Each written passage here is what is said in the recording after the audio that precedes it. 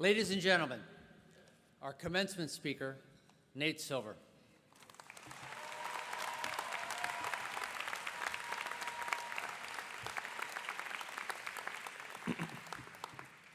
Well, thank you guys very much. I'm really humbled to be here today and to have received this degree. It's a gigantic honor, and I want to thank President Van Zandt, Provost Marshall, and the rest of the New School community. But most of all, I want to thank you guys, the graduates, for having had the fortitude to devote the past several years of your life to your love of learning and to your pursuit of your passions. And I want to thank your parents, your friends, your family, your teachers, your faculty for helping to make those dreams possible.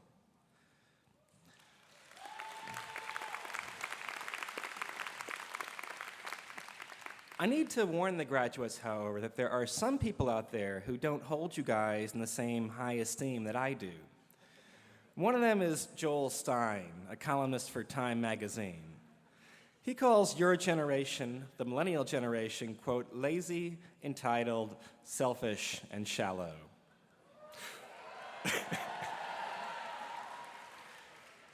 What should we make of Mr. Stein's claim? Well, there's no doubt that your generation is going to have to endure some challenges.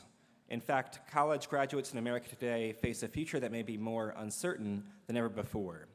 In 1994, according to the Department of Education, 87% of students with new bachelor's degrees were working full-time or part-time a year later. Today, that figure is just 73%.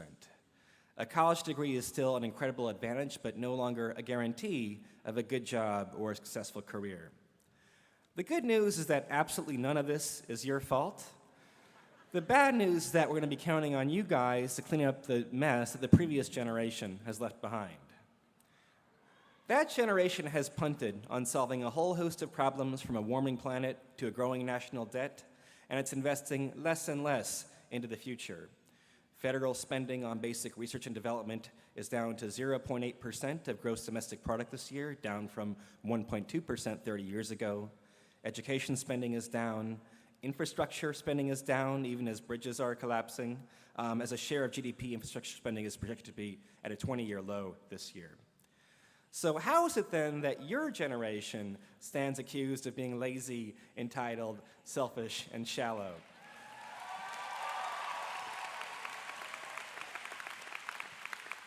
It's your standard of living that's been threatened by the previous generation's mistakes. There is more good news, however. The previous generation has left behind something else behind all these problems. It's left behind lots and lots and lots of data. Data in every imaginable field and every imaginable format. According to IBM, in fact, 90% of the data in the world was created in the past 2 years. Here's the catch. The previous generation has not done a very good job of transforming all that data into useful knowledge. That's going to be up to you guys as well. Instead, the new millennium has been characterized by a series of crises, by earthquakes and hurricanes, recessions and financial bubbles, wars and terrorist strikes, you name it. Not all of these things could have been prevented, but they all involve some failure of analysis that magnified the consequences. Many seismologists in Japan, for example, wrongly concluded that an earthquake as large as a magnitude 9 that struck there in 2011 was physically impossible, and so the Fukushima nuclear reactor had only been built to withstand a magnitude 8.6 instead. Let me pause for a moment to relate a little bit from my own small experience. In 2012, I published a statistical model for the 538 blog at the New York Times, which sought to forecast the outcome of the presidential race. On Election Day last year, it called all 50 states right. But there was no particular wizardry or genius behind this model. Mostly we're just taking an average of publicly available polls and letting the data determine the forecast. Lots of our competitors also did very well, calling 48 or 49 or 50 states right, based on variations in the same approach. Forecasting the outcome of an election is a much simpler problem and a much less consequential one than most of what your generation will have to deal with. But this relatively simple model generated an inordinate amount of controversy. By Election Day last year, more people were conducting Google searches for my name than for Vice President Biden's. The forecasts were lauded by liberals to an extent that may have been unhealthy. I was the subject of one New Yorker profile that compared me to Justin Bieber. But I was vilified by some Republicans. One of them, for example, called me, quote, a thin and effeminate man with a soft-sounding voice, which could also be Justin Bieber, come to think of it. But as though that would somehow make Mitt Romney win Colorado. Other Republicans allege that the polls have been skewed by a grand conspiracy of pollsters. Just prior to Election Day, some prominent Republican columnists predicted not only a Romney win, but a Romney landslide. It wasn't just Republicans, though, who were giving me a hard time. There was plenty of pushback from mainstream journalists as well. Joe Scarborough, the MSNBC host, insisted that I should be kept away from typewriters, computers, laptops, and microphones. A columnist at Politico threatened that I would become a one-term celebrity if I didn't have a good election. Just to make myself clear, these are really high-class problems to have. Election forecasting is not the most important concern in the world, but it makes for an instructive test case.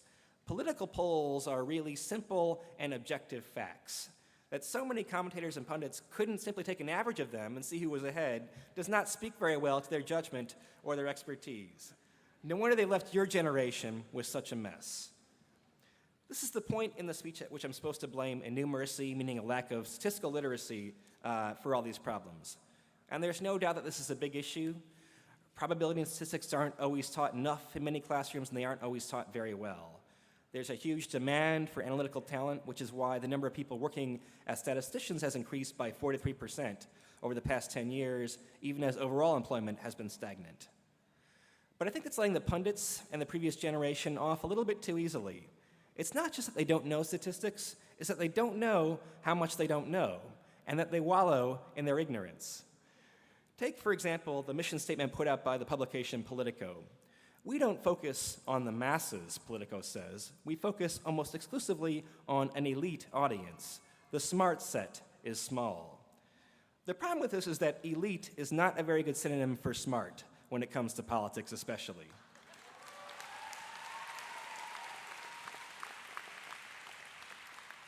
Instead, the way we might learn something from political elites is by figuring out what they do and doing exactly the opposite.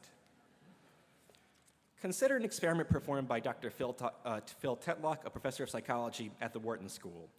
Tetlock spent 20 years studying members of the political elite, from pundits to journalists to academics to people who work for the government. He asked them to make predictions of a number of major events from the fall of the USSR to the rate of economic growth. When he tallied up their scores 20 years later, Tetlock found the experts had done barely any better than a set of chimpanzees flinging poop at a dartboard. And he found that the more the so-called experts went on television, the worse their predictions tended to be. Tetlock also found, however, that a certain type of expert did a little better than the others. These were the experts that he classified as foxes instead of hedgehogs. These animal references, by the way, date back to a quote attributed to the Greek poet Archilochus. The fox knows many little things, but the hedgehog knows one big thing. So what does it mean to behave like one of those cute and scrappy little foxes who actually know how to make something out of all the data we have in the world today? Actually, being a fox ought to come very, very naturally to many of you. It means applying some of the same values and attitudes that you've learned here at the new school. Foxes, for instance, tend to value diversity and independence. They like to consider a wide variety of information from people with a wide range of life experiences before making their decisions. Foxes understand that we are small creatures in an incredibly large and complex universe, so they think in terms of probabilities and not in absolutes. Foxes question authority, and they're rightly distrustful of people who claim to have all the answers, no matter what their credentials. Foxes are not type A personalities. Instead, they're the artsy, creative types. They know that success results from a combination of skill, luck, and hard work. So they focus on their process more than their results, exuding a Zen-like calm that can mask their inner passion and intensity. It so happens that these fox-like traits are especially helpful when it comes to mining insight from the vast array of statistical data in the world today. But I suspect that they will be just as helpful in many other areas in the arts and sciences. Most political pundits, by contrast, are hedgehogs, full of brash and bold pronouncements that often are wholly disconnected from reality. As for Joel Stein of Time magazine, it turns out that his critique of millennials also resulted from a flawed type of statistical thinking. In his article, Stein referenced a study showing that people in their 20s are a little bit more narcissistic than people who are a little older. That may be true, but it has everything to do with age and nothing to do with your generation. The same would have been true of your grandparents or your parents when they were in their 20s. And sure enough, you can find magazine articles just like Stein's dating back to 1907, which invariably accuse the emerging generation of being lazy, entitled, selfish, and shallow. Somehow, those lazy and selfish generations managed to defeat the Nazis, to send a man to the moon, to invent everything from the automobile to the iPad, and to bestow great works of art, design, and philosophy onto the world.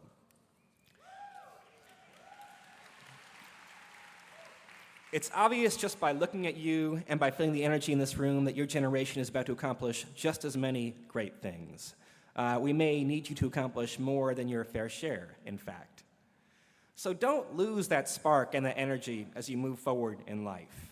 Don't lose your independence. Don't lose your creativity. Don't stop being weird. Don't stop being angry.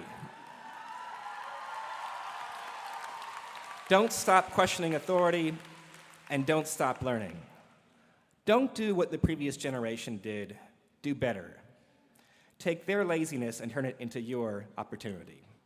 Thank you, congratulations, and good luck.